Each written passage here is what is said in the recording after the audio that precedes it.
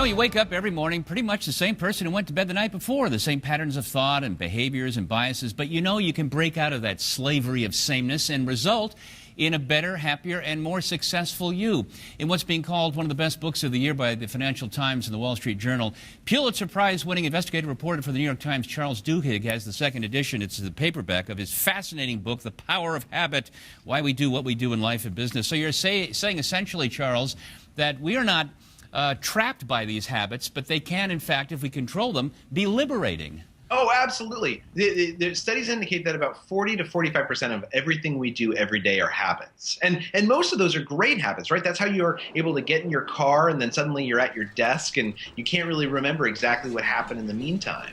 But the key is that there's also these bad habits that we feel like we're powerless over. And if you understand how habits work, you can control those. All right. Give us some insight into that, because a lot of people think it's not a habit, that it's just the way they are.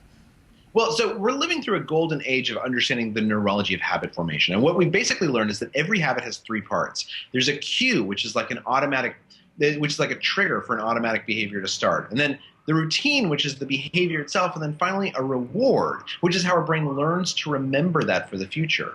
And if you can diagnose the cues and rewards around a habit, then you have the ability to change it or to create new ones. Can you give us an example how that might be?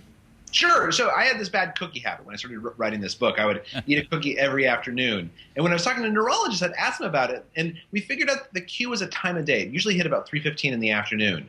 But then I had to figure out what the reward was. And I thought it was cookies. And they said, no. Cookies are like 12 rewards all in one tasty little bundle. Is it that you're hungry, in which case you could have an apple instead, or that you need the energy from the sugar, in which case you could have a cup of coffee?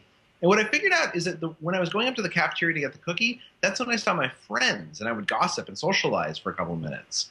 It was the socialization that was driving the behavior, not the cookie itself. And once I figured that out, I could change the habit. Yeah, so we just sort of dig down and figure out what the core cause for these habits are, and we can change them. All right, Charles Duhigg, fascinating. More power to you. Thanks so much. Thanks for having me on.